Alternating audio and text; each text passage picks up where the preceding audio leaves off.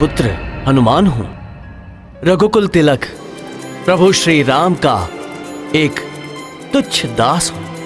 हनुमान जी भगवान शिव के 11वें रुद्र अवतार माने जाते हैं।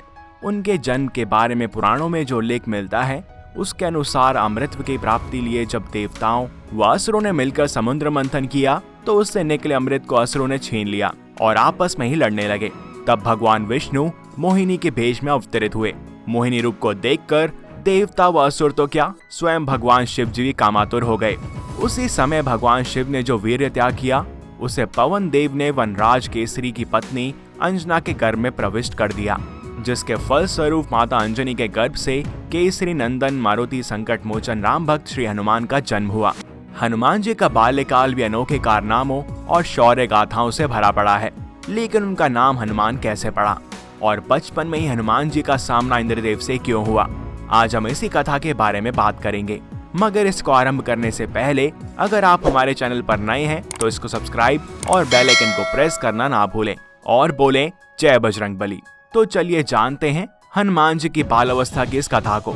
एक बार हनुमान जी की माता अंजना बाल हनुमान को कुटी में लिटाकर कहीं बाहर चली गईं। थोड़ी देर बाद हनुमान जी को बहुत तेज भूख लगी। इतने में आकाश में सूर्य भगवान उगते हुए दिखाई दिए। उन्होंने समझा कि यह तो कोई लाल लाल सुंदर मीठा फल है। एक पीला रसीला सुनहरा आम लटक रहा था। बस मुझे वो आम खाना था। मैंने ठान लिया। बस एक ही छलांग में ये सूर्य भगवान के पास पहुंच गए और उन्हें पकड़कर मुंह में रख लिया। सूर्य ग्रहण का दिन था। राहु सूर्य को ग्रसने के लिए उनके पास पहुंच रहा था। उसे देखकर हनुमान जी ने सोचा कि यह कोई काला फल है, इसीलिए उसकी ओर भी झपटे। राहु किसी तरह भागकर देवराज इंद्र के पास पहुंचा। उसने कांपते हुए स्वरों में इंद्रदेव से कहा, देवराज, आज आपने कौन सा दूसरा राहु सूर्य को ग्रसने के लिए भेज दिया है? यदि मैं भागा ना होता तो वह मुझे भी खा गया होता। राहु की बातें सुनकर भगवान इंद्र को बड़ा आश्चर्य हुआ।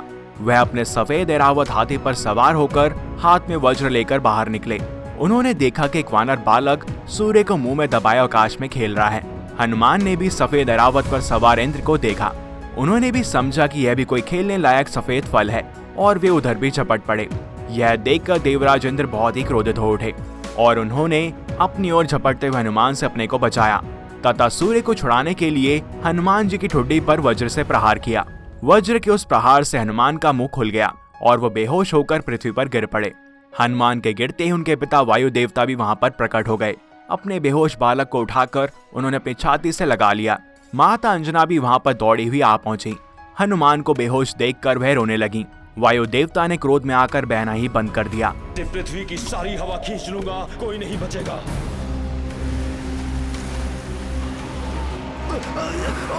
हवा के रुक जाने के कारण तीनों लोकों में सभी प्राणी व्याकुल हो उठे। पशु पक्षी बेहोश होकर गिरने लगे। पेड़ पौधे और फसलें कुम्हलाने लगी। ब्रह्मा जी इंद्र सहित सभी देवताओं को लेकर वहां पर पहुंच गए। उन्होंने अपने हाथों से छूकर हनुमान जी को जीवित करते हुए वायु देवता से कहा, हे वायु देव, आप तुरंत बहना शुरू करें। वायु के बिना सभी लोगों के प्राण संकट में पड़ गए हैं। यदि आपने बहने में जरा भी देरी कर दी तो तीनों लोकों में प्राणी मर जाएंगे। आपके इस बालक को आज सभी देवताओं की ओर से वरदान प्राप्त होगा। ब्रह्मा जी की बात सुनकर सभी देवताओं ने कहा, आज से इस बालक पर किसी भी प्रकार के अस्त्र शस्त्र का कोई भी प्रभाव नहीं पड़ेगा। इंद्र ने कहा, मेरे वज्र का प्रभाव भी अब इस पर नहीं पड़ेगा। इसकी ठुड्डी वज्र से टूट गई थी, इसलिए आज से इसका नाम हनुमान भी होगा। ब्रह्मा जी ने कहा, वायु देव, तुम्हारा यह पुत्र बल, बुद्धि और विद्या में सबसे बढ़ चढ़कर होगा। तीनों लोकों में किसी भी बात में इसके बराबरी करने वाला कोई दूसरा नहीं होगा। यह भगवान श्री राम का सबसे बड़ा भक्त होगा। इसका ध्यान करते ही सबके सभी प्रकार के दुख दूर हो जाएंगे। यह मेरे ब्रह्मास्त्र के प्रभाव से भी सर्वथा मुक्त होगा। वरदान से प्रसन्न होकर और ब्रह्मा जी एवं देवताओं की प्रार्थना को सुनकर वायुदेव ने फिर से पहले की तरह बहना शुरू कर दिया। तीनों लोकों में प्राणी प्रसन्न हो उठे। इसलिए हनुमान जी पर किसी भी अस्त्र या शस्त्र का कोई असर नहीं होता है। जब उनका युद्ध महादेव से हुआ तो महादेव ने उन पर पाशुपतास्त्र और चंद्रहास से वार किया।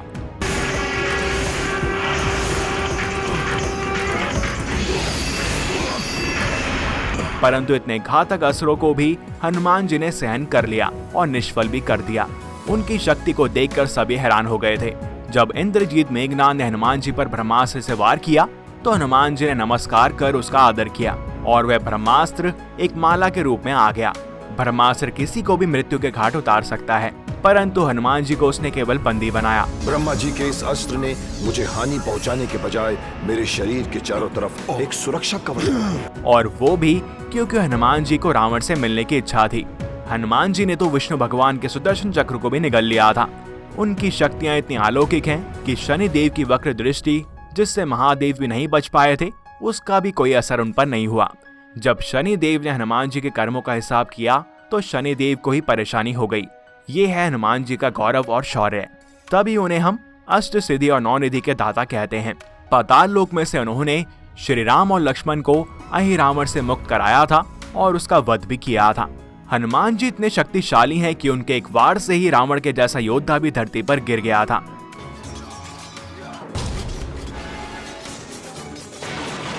और जब भी श्री राम और लक्ष्मण पर कोई भी संकट आया तो हनुमान जी ने उसे अपनी बुद्धि और पराक्रम से दूर कर दिया। चाहे वो संजीवनी बूटी को लाकर लक्ष्मण की मूर्छित अवस्था को दूर करना हो या फिर एक ही बार में विशाल समुद्र को पार कर लंका पहुंचना हो। खुद भगवान श्री राम ने अगस्त्य मुनि को कहा था कि उन्होंने हनुमान की पराक्रम से ही रावण पर विजय प्राप्त की है। लेकिन इतनी ज्यादा शक्तियां होने के बावजूद उनकी बचपन की शैतानियों की वजह से वे अपने शक्तियों को भूल गए थे। हनुमान जी बचपन में बहुत शरारती थे और धार्मिक संस्कार करते हुए ऋषि और अन्य तपस्वियों को परेशान करते थे। उनकी हरकतों से परेशान होकर भृगु वंश के ऋषियों ने हनुमान को श्राप दे दिया था कि वे अपनी शक्तियों को भूल जाएंगे। उन्हें अपनी शक्तियां तभी याद आएंगी जब कोई उन्हें याद दिलाएगा। इसीलिए जामवंत जी ने बजरंगबली को याद दिलाया था कि उनमें समुद्र पार करके लंका जाने की क्षमता है। यही नहीं, युद्ध में हनुमान जी ने अनेक पराक्रमी राक्षसों का वध किया था। इनमें धूम्राक्ष, अकंपन, देवांतक, त्रिशिरा, निकम आदि प्रमुख थे। सब युग में हनुमान जी के प्रताप से जगत में उजियारा है। बजरंगबली इस कलयुग में सबसे ज्यादा जागृत और साक्षात हैं। कलयुग में हनुमान जी की भक्ति ही लोगों को दुख और संकट से बचाने में सक्षम है। इस ब्रह्मांड में ईश्वर के बाद यदि कोई शक्ति है तो वह है बजरंगबली। महावीर विक्रम बजरंगबली के समक्ष किसी भी प्रकार की मायावी शक्ति ठहर नहीं सकती। इसलिए यदि आप कोई संकट में हो तो हनुमान जी की भक्ति में सच्चे हृदय से लीन हो जाएं और उनके दिए गए आदर्शों पर चलें। राम के नाम का सही अर्थ समझें और स्वयं को अधर्म से दूर रखें और धर्म की स्थापना करें। तो बोलो जय बजरंगबली, जय श्री राम। इस वीडियो में इतना ही। अगर आपको वीडियो पसंद आई हो तो इसे लाइक और शेयर अवश्य करें। साथ ही हमारा समर्थन करें हमारे चैनल को सब्सक्राइब और नोटिफिकेशन बेल को प्रेस करके, जिससे कि हम प्रभु की ऐसी कथाएं ज्यादा से ज्यादा लोगों तक पहुंचा पाएं। मिलते हैं आपसे अगली वीडियो में और भी अद्भुत कथाओं के साथ। तब तक के लिए हरि ओम।